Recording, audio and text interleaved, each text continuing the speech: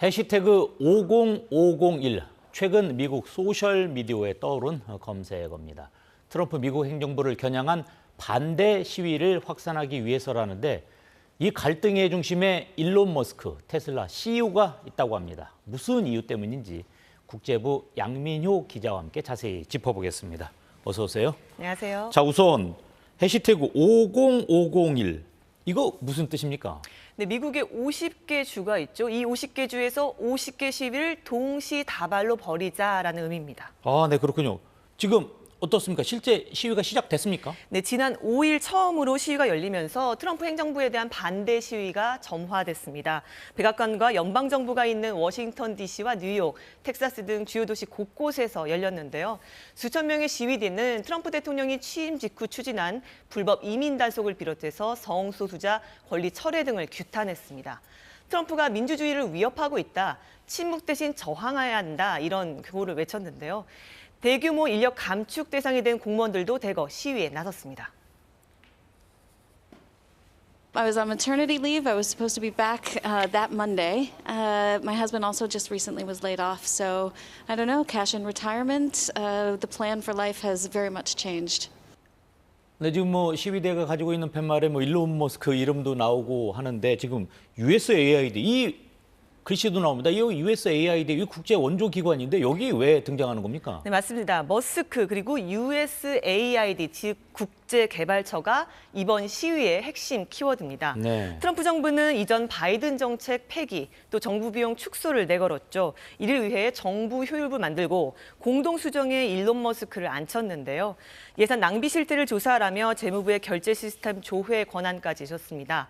낭비성 연방 예산 1조 달러, 약 1,455조 원을 축소하겠다며 밀어붙이는 머스크가 첫 번째 타깃으로 삼은 곳이 바로 이 국제개발처입니다. 최대 해외 원조 기관을 사실상 폐쇄하고 일부만 국무부로 흡수하겠다는 겁니다. 머스크는 또 교육부 폐지, 연방 정부 조직 축소를 추진하고요. 공무원 10% 감축을 목표로 내세웠습니다. 정규직 공무원 230만 명에게 자발적 퇴직을 권고했고요. USAID 직원 1만 명에 대해서도 290명만 남기고 정리해고하겠다. 해외 직원들 소환에 나서고 본부 건물까지 폐쇄했습니다. 아니 이 USAID 국제개발처가 도대체 무슨 일을 해왔기에 이런 지금 타겟이 된 겁니까? 네, 류영커 서울 삼성동에 있던 영동 AID 아파트 기억나십니까? 그거 지금 재건축된 거 아닌가요? 맞습니다. 1970년대 반포 해운대에도 AID 아파트가 지어졌는데 저소득층 주거용 아파트 지으라며 차관을 빌려준 곳이 바로 이 USAID입니다. 네. 식량 증산, 시멘트 공장 설립, 카이스트 창설까지 도움을 받았습니다. 한국이 원조 받던 나라에서 원조 하는 나라로 발전한 데엔 이 국제개발처 지원이 귀중한 미랄이 됐던 셈이죠. USAID는 냉전 시기인 1961년 미국의 영향력을 확대하기 위해 설립됐습니다. 2023년 기준으로 세계 130개국에 63조 원가량을 지원했습니다. 네. 주로 아시아, 아프리카의 저개발국 원조, 또 전쟁 중인 우크라이나 주민들 지원했고요. 재난 구호, 질병 퇴치, 또 인권단체 후원도 해왔습니다. 세계 곳곳에 미국의 소프트 파워를 확대해서 궁극적으로는 경제적 이익과 함께 패권 국가로서 미국의 국익을 도모하기 위한 겁니다. Literally to provide shelter, food, and medicine to keep people alive. All the beneficiaries who may in fact die because they won't have access to U.S. resources, but it's a disaster for U.S. national interests and national security. 그런데 트럼프 지지층을 중심으로 혈세를 외국에 퍼주고 있다라는 비판 여론이 높고요. 연방 예산 감축과 또 미국 우선주의, 여기에 바이든 정부의 성소수자 권리 보호 정책 폐기라는 명목으로 트럼프 행정부의 상징적인 첫 타깃이 된 걸로 보입니다. 네, 지금 양 기자 지금 성소수자 권리 보호 정책 이게 국제 원조 문제하고 어떻게 연관이 있다는 건가요? 네, 트럼프와 머스크가 십자포화를 가하고 있는 정책이죠. 클린턴 시절부터 민주당 정부가 확대해온 이 정책과 국제 테러 조직을 지원하는 데 USAID 예산이 들어갔다 이렇게 주장을 하고 있습니다. USAID run by radical lunatics and we're getting them out and then we'll make a decision. 백악관이 국제개발처 예산 남용 사례라며 발표한 내용들을 보면요.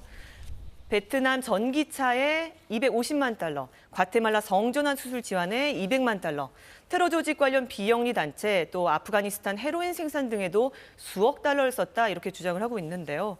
백악관이 든 12개 사례 중에 11개는 사실과 다르다라고 미국 워싱턴 포스트는 짚었습니다. 사실 국제개발처 예산은 전체 미 연방 예산의 1%도 채 되지 않거든요. 이 1% 예산의 원조로 자국 이익을 도모하고 세계 패권을 지려는 중국을 견제해온 건데 이번 조치로 정치적으로 또 경제적으로도 잃는 게 더 많을 거다 이런 경고가 나옵니다. 네. Trump is saying he will probably retrench from Africa, doesn't see Africa as a priority. For China, Africa is a number one priority. It is where strategic minerals lie. 네, 그러면 앞으로 어떻게 될 것 같습니까? USAID 또 뭐 예산 감축 문제 전망해 주시죠.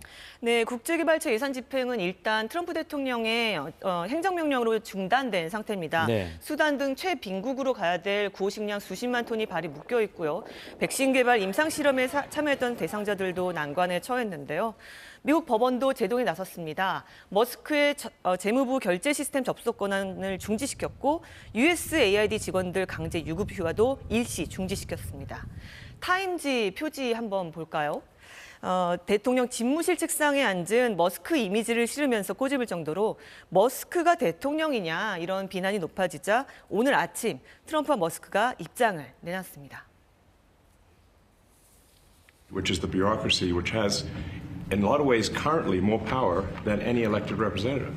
If we don't do something about this deficit, the country's going bankrupt. 트럼프 대통령도 머스크를 옹호하고 1차 제동을 건 법원을 비난하면서 행정부와 사법부 간의 공방도 이어질 걸로 보입니다. 네, 여기까지 듣겠습니다. 지금까지 국제부 양민효 기자와 함께했습니다. 고맙습니다.